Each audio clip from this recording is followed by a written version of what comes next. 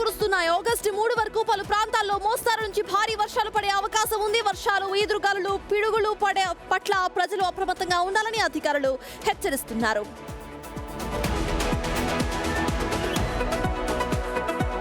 మియాపూర్లో నాలాలో పడి గల్లంతైన వ్యక్తి కోసం గాలింపు చర్యలు కొనసాగుతున్నాయి. Vaishali Nagar bypass under pass దగ్గర ఈ ఘటన చోటు చేసుకుంది.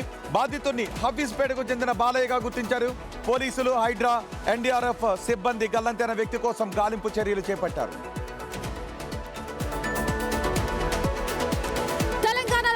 జిల్లాలకు ఎల్లో అలర్ట్ జారీ అయింది. ఇవాళ రాష్ట్ర వ్యాప్తంగా భారీ వర్షాలు కురిసే అవకాశం ఉందని వాతావరణ శాఖ అధికారులు అంచనా వేశారు. చాలా ప్రాంతాల్లో విస్తారంగా వర్షాలు కురుస్తాయని ఉత్తర తెలంగాణ జిల్లాలతో పాటు హైదరాబాద్, మేడ్చల్, రంగారెడ్డి, వికారాబాద్, కామారెడ్డి, మెదక్ జిల్లాల్లో భారీగా వానలు పడే అవకాశం ఉంది.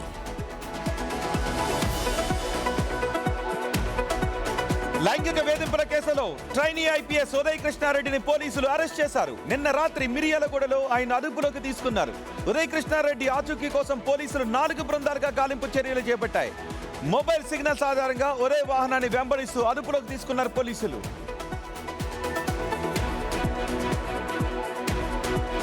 తిరుపతిలోని ఉపాధ్యాయ నగర్లో చిరుత సంచారం స్థానికులను టెన్షన్ పెడుతోంది. గడిచిన 2 నెలల్లో 6 సార్లు చిరుత కనిపించింది. దాంతో ఎప్పుడేం జరుగుతోందన్న ఆందోళన స్థానికుల్లో ఉంది. చిరుతను అడవిలోకి తరిమేందుకు ప్రయత్నాలు ముమ్మరం చేశారు.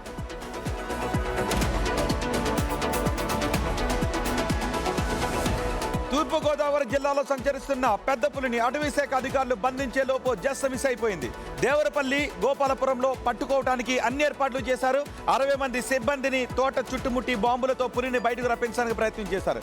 ఈలోపు ఈ కంప్లీట్ ఆపరేషన్ లో కీలక సమయంలో డ్రోన్ ఛార్జింగ్ అయిపోవడంతో పెద్ద పులి తప్పించుకుని పారిపోయింది.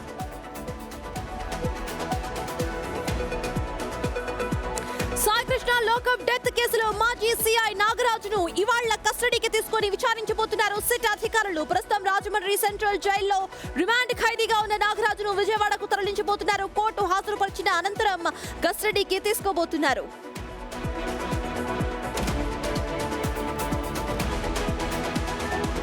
ఢిల్లీలో ఇవాళ కీలక భేటీ జరగబోతోంది. ఇందిరాభవన్లో ఏఐసీసీ ఇన్ఛార్జ్ మీనాక్షి నటరాజన్ అధ్యక్షతన తెలంగాణ కాంగ్రెస్ కోఆర్డినేషన్ కమిటీ సమావేశం జరగనుంది.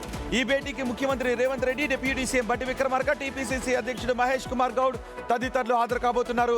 తెలంగాణలో ప్రభుత్వం, పార్టీ క్యాడర్ మధ్య కోఆర్డినేషన్ లక్ష్యంగా ఈ భేటీ జరుగుతుంది.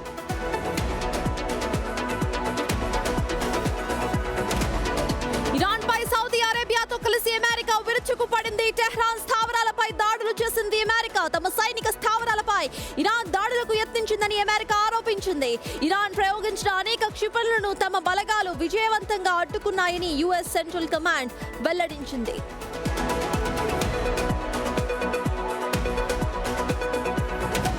సైబర్ నేరగాలకు చెక్ పెట్టడానికి మయన్మార్ సర్కార్ కఠిన చట్టాన్ని చేసింది. ఎవరైనా ఆన్లైన్ మోసాలకు పాల్పడితే ఏకంగా మరణ శిక్షను ఖరారు చేయనున్నారు. ఉద్యోగాల పేరుతో అమాయకులను ట్రాప్ చేస్తే దోషుల ప్రాణం తీస్తామని హెచ్చరించింది మయన్మార్ సర్కార్.